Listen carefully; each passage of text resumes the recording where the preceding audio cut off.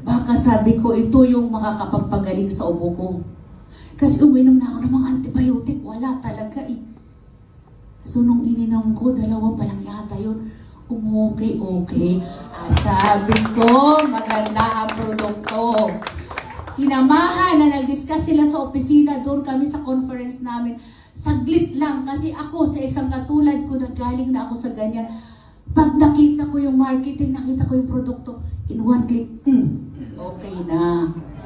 So nung makita ko, hindi lang magandang produkto, may kabuhayan. Imagine niyo yun, yung construction ko, established na yan. Ang dami ko rin negosyo.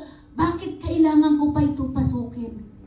Kailangan natin magising na ang pagyaman kung kaya natin gawin in a short period of time. Bakit mo patatagalin? Tama ba? Kailangan natin